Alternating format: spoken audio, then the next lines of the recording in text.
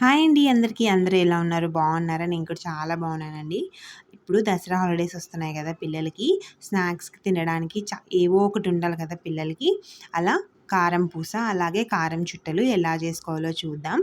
ఇక్కడైతే నేను శనగపిండి తీసుకున్నానండి. ఈ గ్లాస్ కొలతతో తీసుకుంటున్నాను నేను శనగపిండి. ఇక్కడ నేను శనగపిండి 2 గ్లాసుల పైన తీసుకున్నానండి. అంటే మొత్తం 3 గ్లాసుల శనగపిండి. అలాగే బియ్యం పిండి కూడా మనం కొలుచుకొని తీసుకుంటామండి. మీరు ఒకవేళ మీకు ఉత్తి శనగపిండితో కావాలంటే కూడా చేసుకోవచ్చు, బియ్యం పిండి వేసుకోకుండా కూడా. కానీ బియ్యం పిండి వేసుకోవడం వల్ల కొంచెం మంచిగా క్రంచీ టెక్స్చర్ వస్తాయి, టేస్ట్ వస్తుందండి. ఇక్కడ నేను బియ్యం పిండి 2 గ్లాసెస్ తీసుకున్నా. అంటే మొత్తం 3 గ్లాసుల శనగపిండి తీసుకుంటామండి. ఇక్కడ 2 గ్లాసెస్ బియ్యం పిండి తీసుకున్నా. బియ్యం పిండి వేసుకోవడం వల్ల మంచిగా ఉంటాయి, అంటే క్రంచీగా ఉంటాయి కారం చుట్టలు కానీ కారం పూస కానీ.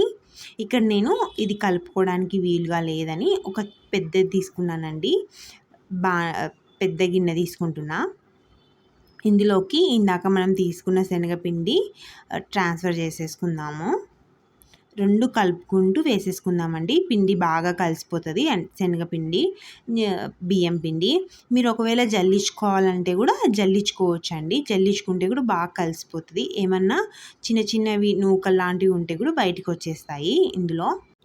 ఇక్కడైతే మనం ఇందులోకి ఉప్పు, కారం, పసుపు అవన్నీ యాడ్ చేసుకుందామండి. ఇక్కడ ఉప్పు తగినంత వేసుకోవాలి, మీ టేస్ట్కి తగ్గట్టు. ఉప్పు కొంచెం ఎక్కువే పడుతుందండి, ఎందుకంటే డీప్ ఫ్రై చేస్తాం కాబట్టి మనకి కారాల్లో ఇలాంటి ఏవైనా స్నాక్స్లో కొంచెం ఉప్పు వేసుకోవాలి. అలాగే పసుపు యాడ్ చేసుకోవాలి. పసుపు వేసుకోవడం వల్ల మంచి కలర్ వస్తాయి, చూడ్డానికి చాలా బాగుంటాయి కారం పూస. అలాగే కొంచెం కారం వేసుకోవాలి.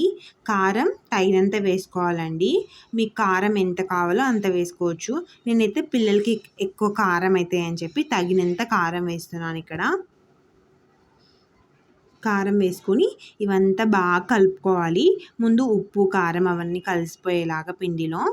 ఇప్పుడు గోరువెచ్చని వాటర్ తీసుకున్నానండి నేను. గోరువెచ్చని వాటర్ తగినంత వేసుకుంటూ కలిపేసుకోవాలి. పిండిని కలిపేటప్పుడు ఎక్కువ వాటర్ వేసేయకూడదండి ఒకేసారి. తగినన్ని వాటర్ వేసుకుంటూ కలుపుకోవాలి. ఎందుకంటే పిండి ఒకసారి మనకు కన్సిస్టెన్సీ జోరుగా అయిపోయిందంటే, అంటే వాటర్ ఎక్కువ అయిపోయినాయంటే మళ్ళీ పొడి పిండి వేసుకోవాలి. అందుకని వాటర్ తగినన్ని వేసుకుంటూ కలుపుకోవాలి. మనకి పిండి ముద్ద కొంచెం ఇలా గట్టిగా కన్సిస్టెన్సీ వచ్చే వరకు కలుపుకోవాలండి. మనకి ఇలా ఉంటే మనకి మురుకులో ఆయిల్ ఎక్కువ పీల్చుకోకుండా సన్నకారం పూస చాలా బాగుంటాయి. మళ్ళీ ఈ పిండిని నేను 2 పార్ట్స్ చేసుకొని కొంచెం లావు కారం చుట్టలు, అలాగే కొన్ని కారం పూస చేసుకుంటున్నాను ఇక్కడ. ఈలోపు మనము ఒక బాండీ పెట్టేసుకొని ఆయిల్ పెట్టి హీట్ పెట్టేసుకుందాము. అది హీట్ అవుతూ ఉంటుంది. ఇప్పుడు నేను ఇక్కడ కారం పూస వేసుకోవడానికి మురుకుల్ని తీసుకున్నాను. ఇందులోకి ఇక్కడ నేను చిన్న బొక్కలు ఉండేది ఉంటుంది కదా బిళ్ళ, అది వేసుకుంటున్నాను. అంటే ప్రతి మురుకుల దాంట్లో వస్తుందండి సన్న సన్న బొక్కలు ఉండేది, అది జాలిదొకటి. అది వేసుకుంటే మనకి సన్నగా వస్తాయి అన్నమాట, కారం పూసలాగే బయట షాప్లో వచ్చేవి. అది పెట్టేసుకొని ఒక చిన్న సైజ్ పిండి ముద్ద తీసుకొని పోర్షన్, అంటే ఈ గొట్టంలో దాంట్లో ఎంత పడుతుందో అంత పెట్టేసుకోవాలి.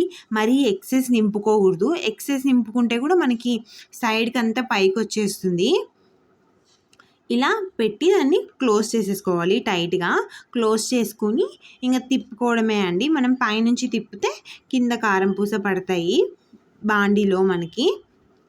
ఇప్పుడు మనము ఆయిల్ హీట్ పెట్టుకుందాం కదండి ఆల్రెడీ. ఇలా అనమాట మా అమ్మమ్మ చూపిస్తుంది కదా, పైన అంటే కిందికి అలా వస్తాయి అన్నమాట. ఎలా వస్తుందో చెక్ చేసినాం ఇక్కడ. ఇప్పుడు బాండీ ఆల్రెడీ హీట్ అయిపోయింది కదా, మనకి ఫుల్గా హీట్ అయిపోయింది ఆయిల్.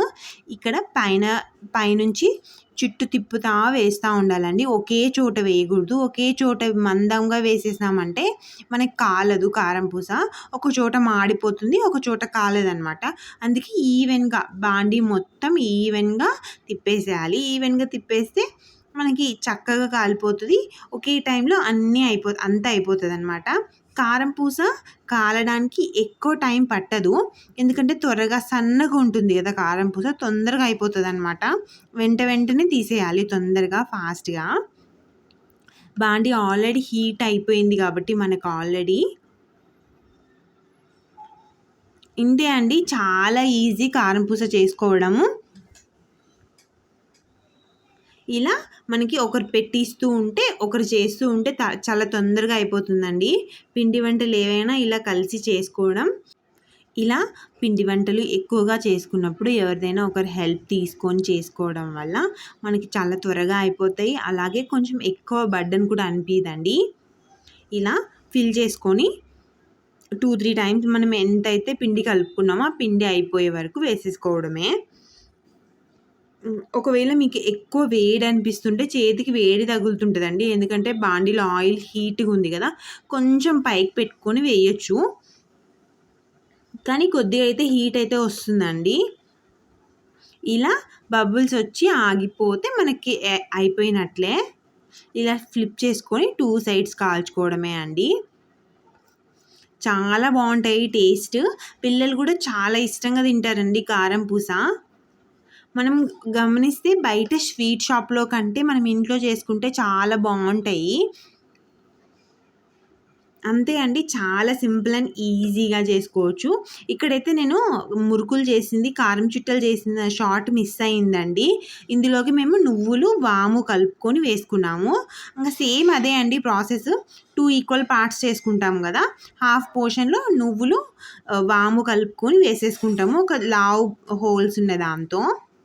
అంతే అండి. వీడియో నచ్చితే లైక్ చేయండి, ఛానల్ని సబ్స్క్రైబ్ చేసుకోండి. ఎలా అనిపించిందో కామెంట్ చేయండి. ఈ దసరా హాలిడేస్కి తప్పకుండా చేసుకుంటారు కదా రెసిపీ. మరొక మంచి వీడియోతో కలుద్దాం.